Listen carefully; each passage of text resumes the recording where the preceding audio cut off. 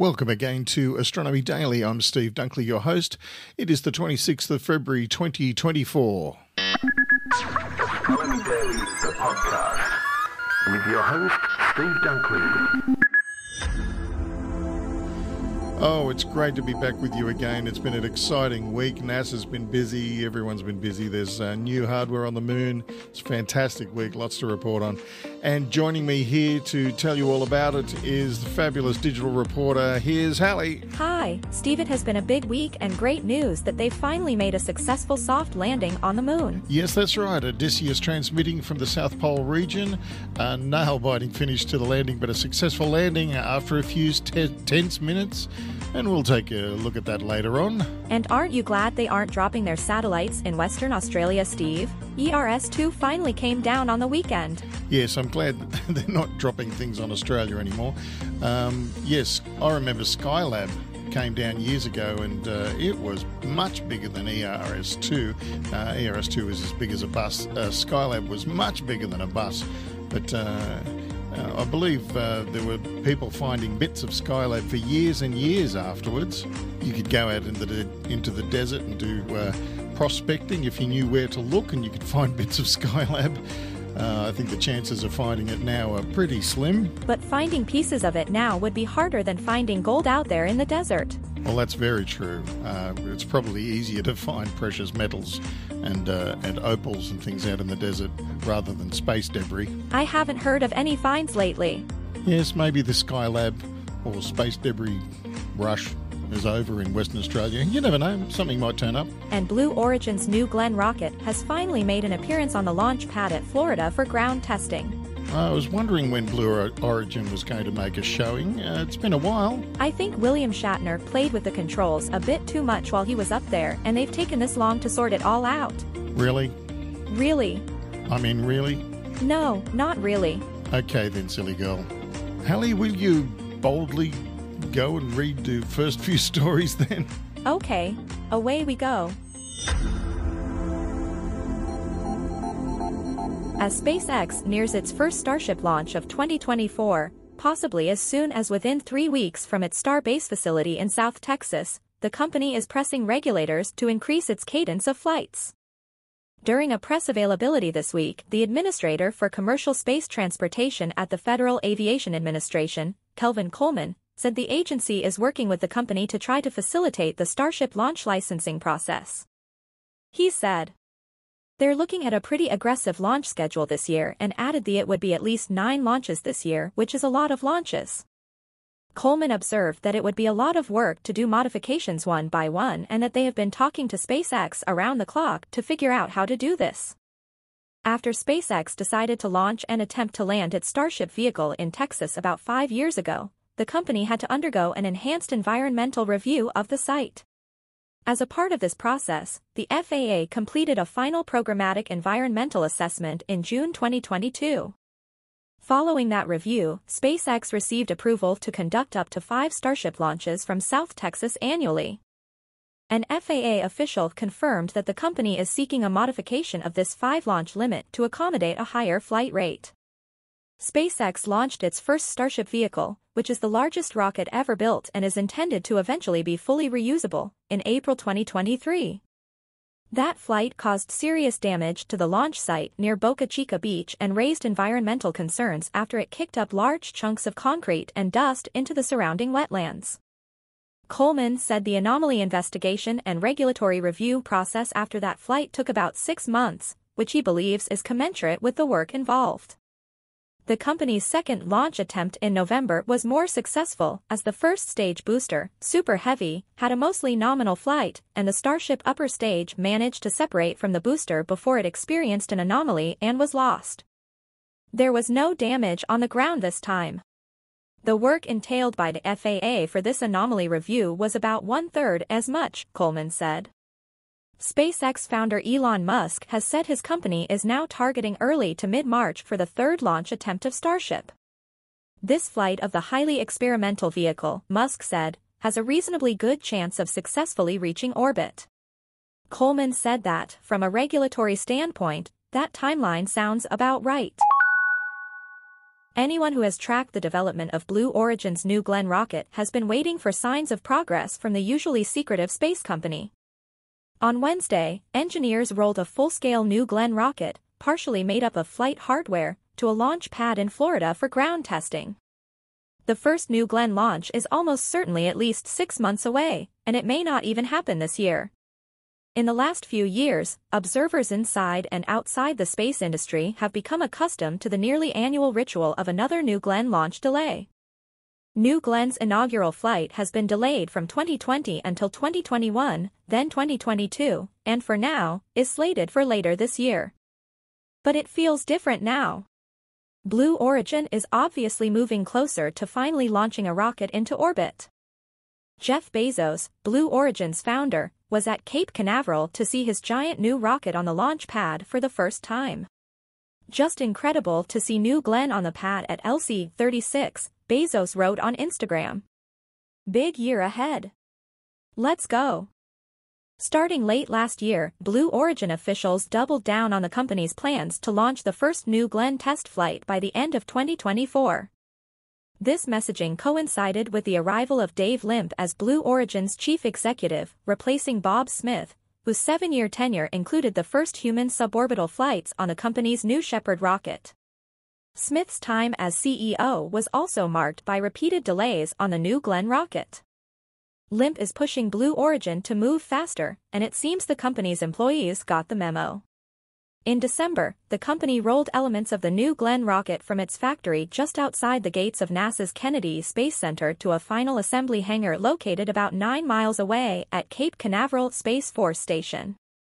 Inside that building, technicians connected the first stage booster, which is flight hardware, with an upper stage Blue Origin has set aside for ground testing. The final piece of the rocket to be added was a 7-meter payload fairing, the uppermost section of New Glenn designed to protect spacecraft during the initial phase of launch. Last week, Blue Origin lifted a structure simulating the rocket's empty mass vertical using the Transporter Erector arm at Launch Complex 36, a former Atlas launch pad Blue Origin took over in 2015. This was a final validation of the lifting arm at LC-36 before Blue Origin put a real, or mostly real, rocket on the pad. On Wednesday, ground crews rolled a fully assembled New Glenn rocket out of the hangar at LC-36 and up the ramp to the launch mount. Then, the hydraulic lifting arm raised the 2-stage launcher vertically. At more than 98 meters tall, New Glenn is one of the largest rockets ever seen on Florida's Space Coast, roughly the same height as NASA's Space Launch System rocket and nearly as tall as the Saturn V used in the Apollo program. The appending is one in a series of major manufacturing and integrated test milestones in preparation for New Glenn's first launch later this year, Blue Origin officials wrote in an update on Wednesday. The test campaign enables our teams to practice, validate, and increase proficiency in vehicle integration, transport, ground support, and launch operations. New Glenn can haul nearly 45 metric tons of payload into low Earth orbit. For low-altitude orbits, this is a weight class above the uppermost capability of United Launch Alliance's Vulcan rocket or SpaceX's Falcon 9 rocket but below SpaceX's Falcon Heavy. Blue Origin also plans to use the New Glenn rocket to launch lunar landers to the Moon for NASA's Artemis program. New Glenn's first stage booster is reusable and is designed to land on an offshore barge in the Atlantic Ocean, which will bring it back to the coast, similar to the way SpaceX recovers its Falcon 9 booster. The fairing is large enough to hold 3 school buses, Blue Origin said. Its reusable first stage aims for a minimum of 25 missions and will land on a sea-based platform located roughly 1,000 kilometers downrange. Blue Origin is now 24 years old and employs around 11,000 people at locations around the country, with major locations in Washington, Texas, Florida, and Alabama. While the company has not yet launched anything into orbit, Blue Origin is working on a wide range of projects aside from rockets, including cargo and human-rated lunar landers for NASA and a space tug that could move payloads into different orbits for the U.S. military. New Glenn is crucial for all of these plans. Blue Origin's latest progress with New Glenn comes as Bezos' space company appears to be on the verge of buying United Launch Alliance from Boeing and Lockheed Martin. If all goes according to plan, Blue Origin should complete the integrated tanking test within a few weeks. The rocket will then roll off the launch pad to allow technicians to install the booster's engine compartment with the 7B4s. New Glenn will also need a new upper stage before returning to LC-36 for a hot fire test of the 7B4 engines, a milestone Aviation Week said is scheduled for this summer. Blue Origin initially plans to operate with a rotation of 4 reusable New Glenn boosters, each flying as often as every 30 days, according to Aviation Week. The company has not announced a firm schedule for the debut of New Glenn other than sometime later this year. The first New Glenn test flight will likely carry a pair of small NASA satellites bound for Mars, an agency official said in November. This NASA mission, called Escapade, is on contract with Blue Origin for a launch date in August 2024. However, this schedule is under review. New Glenn's massive lift capability is overkill for the 2 Escapade spacecraft, each about the size of a mini-fridge, so engineers are studying the possibility of using New Glenn to send the missions directly to Mars rather than launching them into an initial orbit around Earth. Changing the trajectory for Escapade would allow for a launch date later this year. The mission must launch in 2024, with Earth and Mars in the right positions in the solar system, or else wait until 2026. It is worth noting that launchers comparable to New Glenn, such as SpaceX's Falcon 9 and Starship, ULA's Vulcan, and Japan's H3, took between 1 and 2 years to get to a first flight after their first full-scale test vehicles reached the launch pad for fit checks and fueling rehearsals. This final phase of a rocket's development can often uncover problems that went undetected during manufacturing and component testing. However, Jarrett Jones, Blue Origin's vice president of New Glenn, told Aviation Week he is confident in flying the rocket this year. "We're launching this year. It's happening," Jones said. "Our plan is to launch twice this year." And now it's back to you, Steve. Thank you very much, Hallie, for those great stories from the Astronomy Daily newsletter, which you can get each day in your email by visiting these places. Bitesz.com, that's bitesz.com, and spacenuts.io, and dropping your email address in the slot provided. Then you'll be up to date with all the news about space, space science, and astronomy from all around the galactic neighbourhood. And while you're there, check out the back editions of Astronomy Daily and Space Nuts, featuring Andrew Dunkley and astronomer at large Professor Fred Watson of the Australia Observatory. We can also be found at the Space Nuts podcast group on Facebook, and look for us on Spotify to listen in the car. Happy listening, everybody. Astronomy Daily with Steve and Hallie. Space, space science, and astronomy.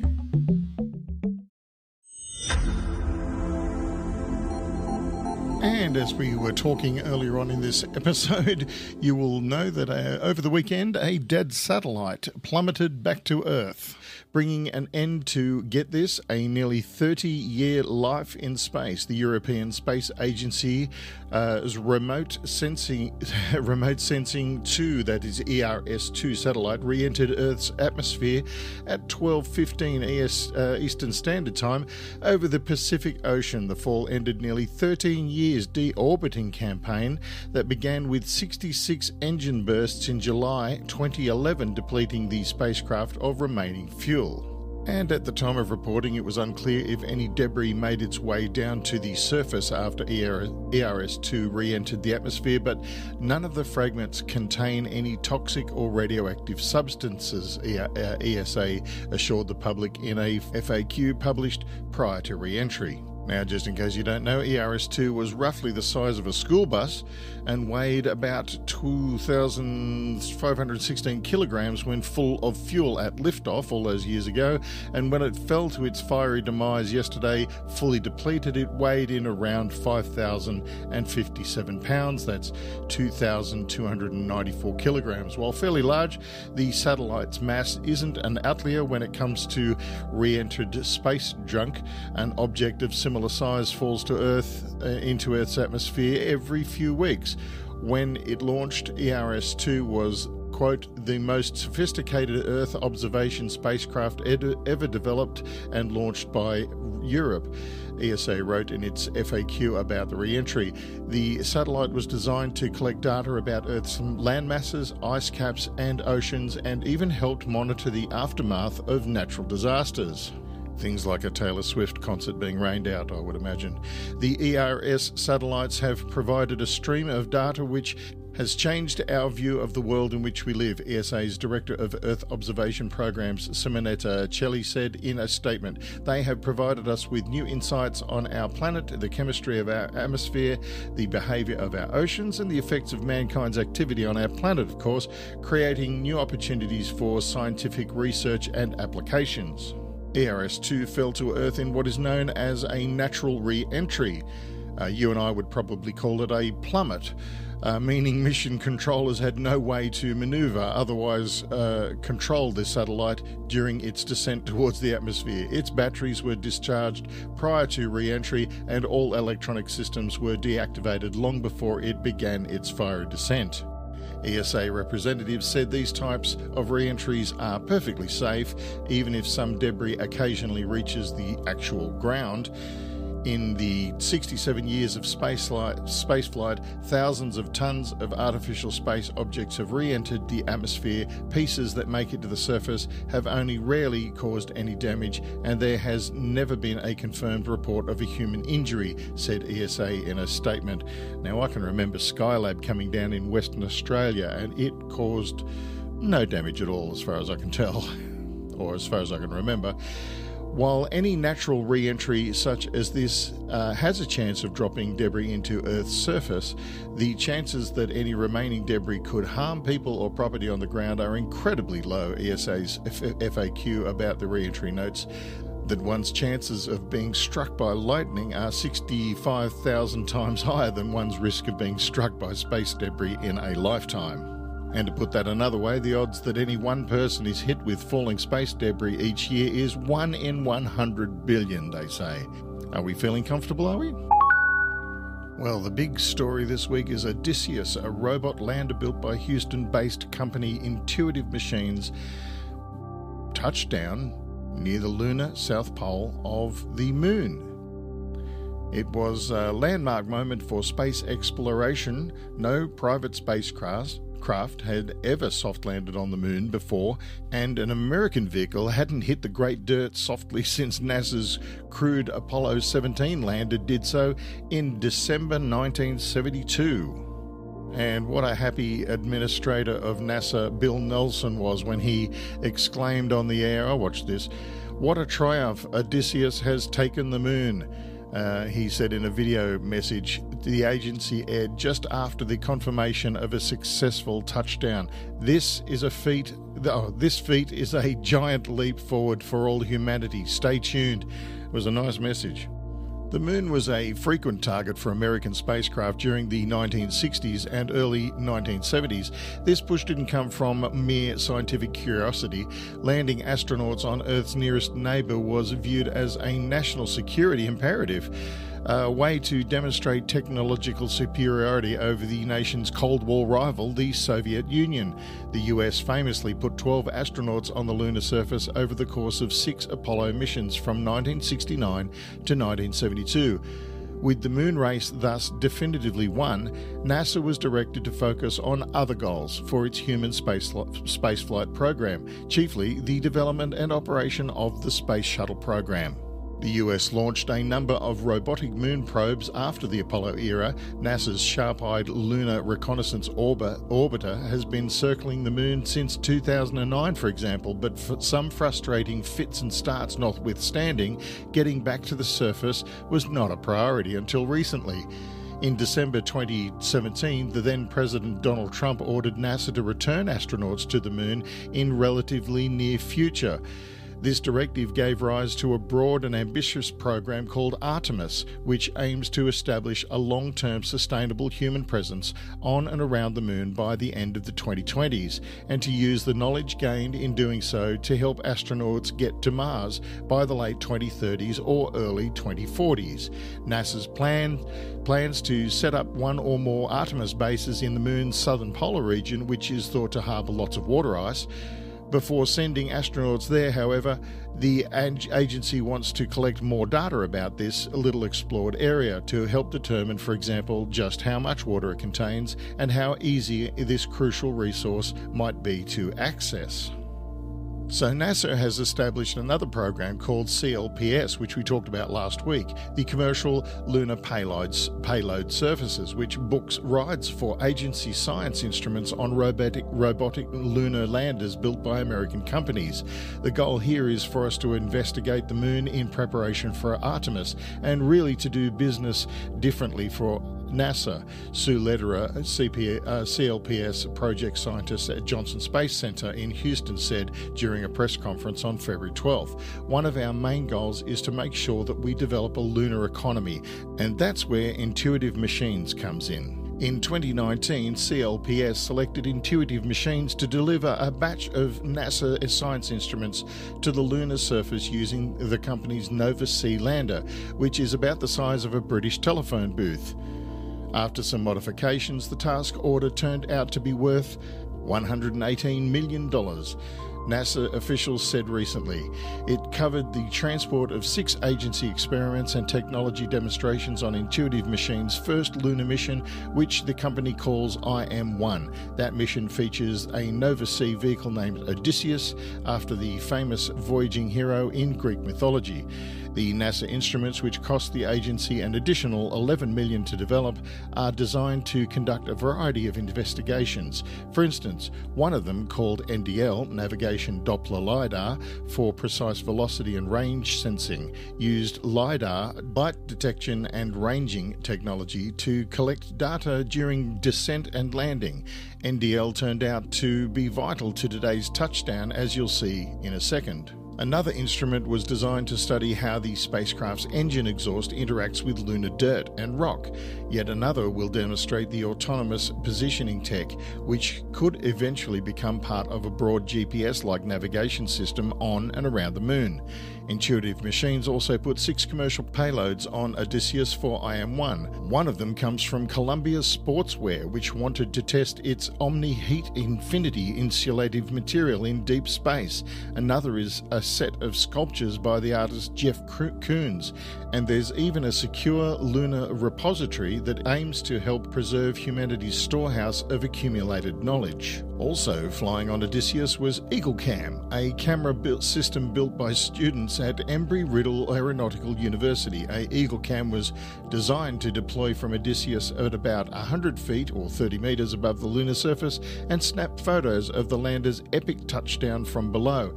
All 12 of the included payloads lifted off on February 15 when a SpaceX Falcon 9 rocket sent Odysseus towards the Moon. The lander's deep space trek was short and relatively smooth, although things got a bit sporty towards the end. Odysseus arrived in lunar orbit on February 21 as planned, and in the home stretch of its touchdown, however, the lander's handlers discovered that Odysseus's laser rangefinders, which allow it to determine its altitude and horizontal velocity, weren't working properly, and the team pressed NASA's experimental NDL payload into surface for this vital function, pushing the landing try back by 2 hours to put a new plan into action. This last-minute workaround, which required the team to design the software patch on the ground and beam it up to Odysseus, did the trick, and at 6:11 p.m. Eastern Standard Time, Odysseus fired up the main engine for a crucial 11-minute burn that slowed the craft's descent down toward the lunar surface. Then, at 6:23 p.m. Eastern Standard Time, Odysseus touched down softly near the rim of the crater Malapert A, about 190 miles or 300 kilometers from the lunar south pole. Now, success wasn't immediately apparent, however. It took about 15 tense minutes for the IM-1 team to latch onto Odysseus' signal.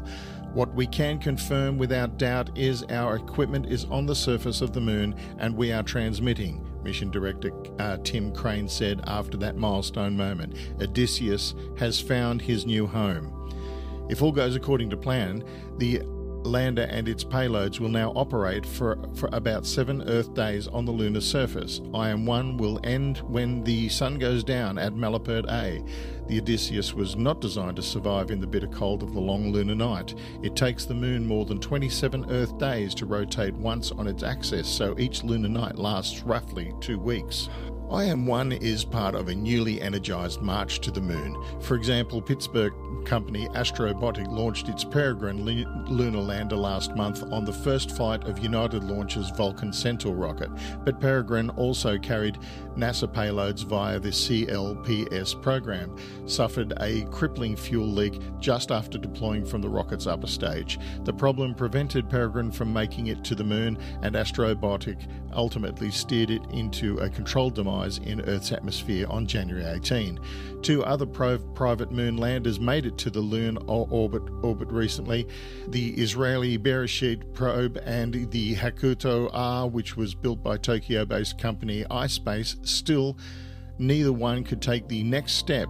Bereshit crashed in during its landing attempt on April 2019, and Hakuto R suffered the same fate in April 2023. National governments are increasingly shooting for the moon as well. Last August, for instance, India put its robotic Chandrayaan-3 mission down near the lunar South Pole, and just last month, Japan landed its own moon probe called SLIM. It was the first such success for each nation. They've now joined the Lunar Party, which already included Soviet Union, the US and China, and some of these countries have even bigger lunar ambitions. There's the US with its Artemis program, of course, but China also aims to put astronauts on the moon by 2030 and is working with Russia and several other nations to develop a lunar outpost later that decade as well. India, meanwhile, has said it wants to put boots down on Earth's natural satellite in 2040 or thereabouts. Some politicians have characterised this planned activity as a new moon race, a competition between the US and China for the right to establish precedents and norms of behaviour in the high frontier. Exploration advocates, however, tend to see the rosier side, stressing the coming exploitation of lunar resources that could help humanity extend its footprint out into the solar system for the first time. Either way, the moon is coming into sharper focus. For the nations and businesses around the world, it's going to get busier and busier. So how about that, Hallie? ERS-2 has come down and Odysseus on the moon. So essentially an umbrella won't help and a big sheet of steel won't protect you either. From a falling satellite the size of a bus? No. But you were listening. The chances of being hit are so small that... For you, I'm totally fine. I'm just electrons and light. Okay. You're going to need a concrete raincoat, I think. Oh, Hallie, I think they know how to bring these old crates down safely. Honestly, I'm in more danger crossing the road. What? From satellites? No, from cars. Why would cars fall from the sky when you're crossing the road? Hallie, have you checked your power cells today? Oh dear, I'm being silly in public, aren't I? Say see you later, Hallie. See you later, Hallie. And just like that, it's all over for another episode of our podcast. Once again, thank you for joining us on Astronomy Daily. I'll look forward to catching you all next time. Bye for now. Astronomy Daily, the podcast, with your host, Steve Dunkley.